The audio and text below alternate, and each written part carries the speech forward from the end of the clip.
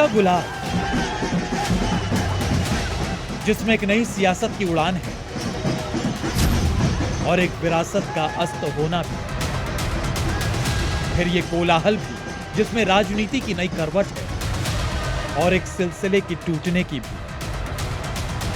इस हर्षोल्लास के चंद घंटों में बरसों की तपस्या का तेज है, तो दशकों की धमक धूमिल होने के आंकड़े भी। मुंबई, ठाणे, पुणे, नागपुर, नासिक, संभाजीनगर। निकायों के नतीजे कहते हैं कि महाराष्ट्र में केसरिया आंधी आई थी। 29 में से 23 निकायों पर बीजेपी और सहयोगी दलों का कब्जा है। ये बीजेपी के लिए क्लीन स्वीप है और उद्धव की शिवसेना के लिए क्लीन बोल्ड। लेकिन ये सियासी परिवर्तन हुआ क्यों? कौन है सूत्रधार? और सबसे अहम सवाल, आखिर मुंबई का किला क्यों नहीं बचा पाए ठाकरे ब्रदर्स? उद्धव राज का साथ आना फ्लॉप साबित क्यों हुआ? इसका जवाब जानने से पहले जरा इन बयानों पर गौर कीजिए। मराठी पर कोई ड्रामा करे तो उसके कान के नीचे बजाओ। अगर मराठी के लिए लड़ना गुंडागर्दी है तो हम गुंडे हैं। ज्यादा नहीं, ठाकरे बंधुओं के ये बयान पिछले साल के ही हैं, जब दोनों भाइयों ने मराठी एकता के नाम पर साझा रैली की थी और 20 साल बाद ठाकरे परिवार ने एकजुटता का संदेश दिया। लेकिन इस रैली में उत्तर भारतीयों को लेकर नफरती शब्द एक सुर में निकल रहे थे। हाथ मिलाने के साथ उद्धव और राज ठाकरे उस दौर को याद दिला रहे थे, आपको मालूम है उत्तर प्रदेश, बिहार और जब उत्तर भारतीयों का अपने ही देश की आर्थिक राजधानी में रहना दूभर हो गया था। जो महाराष्ट्र में जो क्रिमिनल एक्टिविटी जो हो रही है, जो क्राइम हो रहा है, जो गुनाह हो रहे हैं, वो सबसे ज्यादा अगर वो इन्वेस्टिगेशन उनका चल रहा है तो वो उत्तर प्रदेश, बिहार, झारखंड और बांग्लादेश की बॉर्डर पे चल रहा है। यहाँ पे क्राइम करते हैं और वहां पे चले जाते हैं। अब उद्धव राज के शिवसैनिक उत्तर भारतीयों की पहचान पर मारते पीटते और किसी विदेशी जैसे मुंबई छोड़कर जाने की धमकी देते, तो क्या मुंबई वाले उद्धव राज के साथ आने पर अलर्ट हो गए थे कि दोनों भाई साथ आएंगे और कॉस्मोपॉलिटन मुंबई में हिंसा का दौर एक बार फिर शुरू होगा? दरअसल शिवसेना की सियासी विरासत में हिंदुत्व की एंट्री से पहले मुंबई सिर्फ महाराष्ट्र वाला नैरेटिव चलाता था। इसलिए बाल ठाकरे के दौर में शिवसेना ने मराठी मानुस का नारा देकर 1960-70 के दशक में, आपको बता दें, एक अपनी पैठ बनाई थी। 2005 में जब राज ठाकरे शिवसेना से अलग हुए तो यही मूल मंत्र उन्होंने भी अपनी नई पार्टी मनसे का रखा था। मुंबई के समुंदर में डूबे डूबे कर मारेंगे।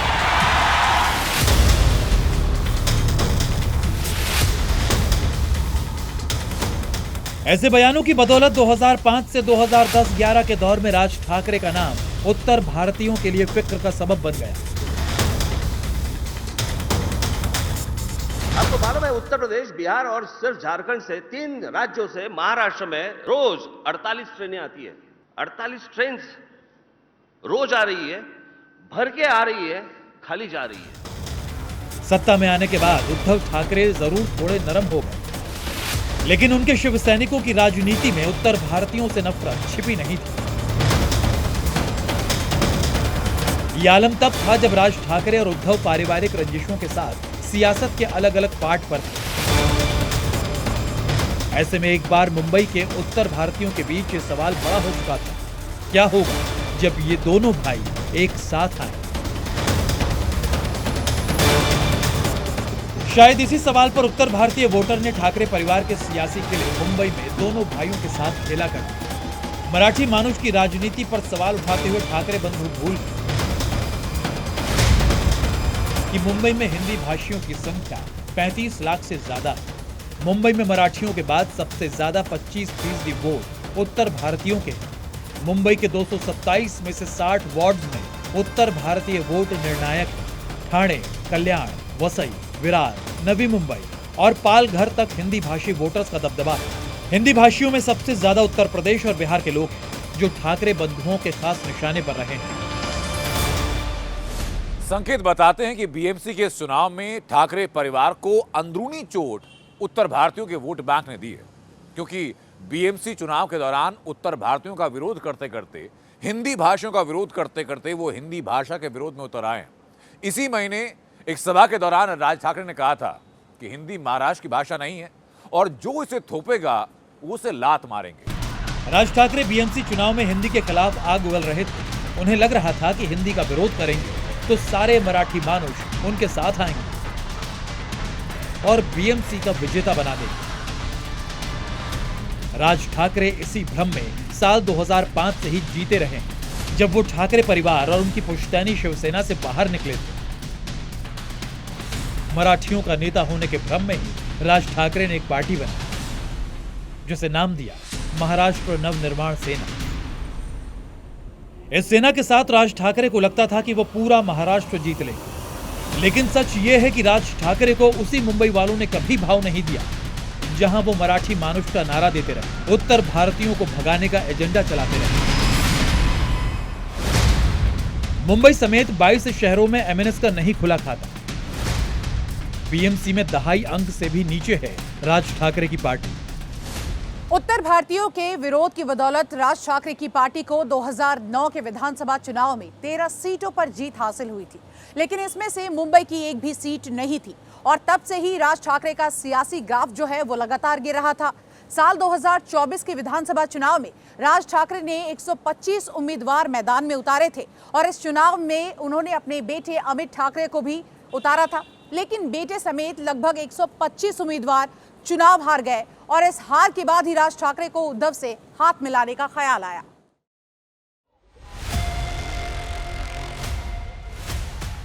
साल 2025 की जुलाई का महीना था और सुर्खियों में बाला साहेब का पुश्तैनी बंगला मातोश्री, जिस मातोश्री की देहरी 20 साल पहले उद्धव से बढ़ती वैचारिक दूरियों की वजह से पहले लांघकर बाहर गए थे राज ठाकरे।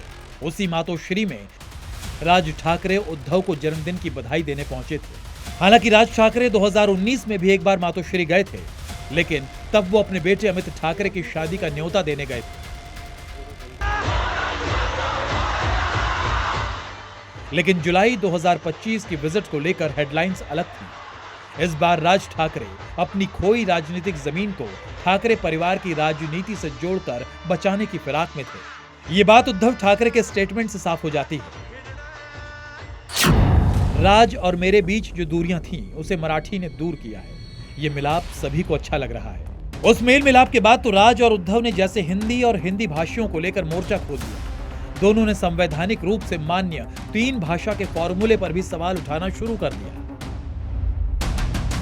राज ठाकरे और उद्धव ठाकरे के हिंदी भाषा के विरोध वाले एजेंडे का भ्रम इन चुनावों के नतीजों के बाद टूट गया। एक वक्त पर सत्ता का केंद्र रहा मातोश्री अब वहीं बैठकर उद्धव ठाकरे इन सारे सवालों के जवाब तलाश रहे होंगे।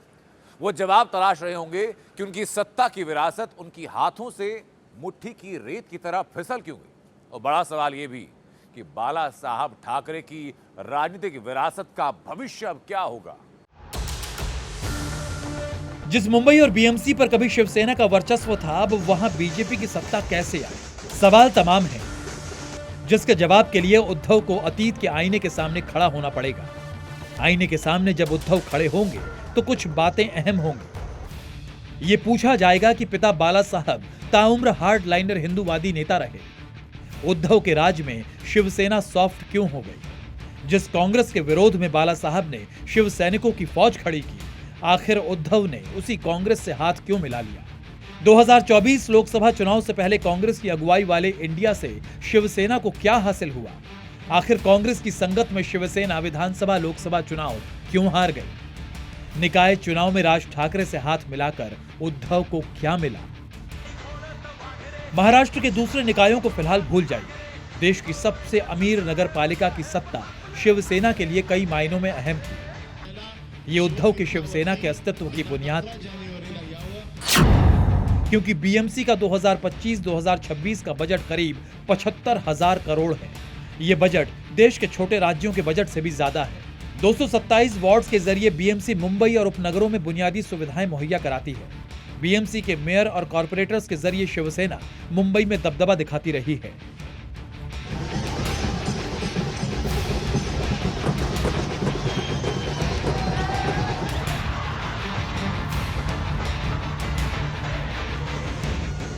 लेकिन अब बीएमसी में राज उद्धव का दबदबा नहीं, बीजेपी और शिंदे वाली शिवसेना की डुगडुगी बज रही है। ठाकरे ब्रदर्स को अगले 5 साल तक के लिए इसी डुगडुगी को सुनने की आदत बनानी होगी। ऐसा दोनों भाइयों के लिए नया तजुर्बा होगा और शायद उनकी सियासी करनी का निष्कर्ष भी।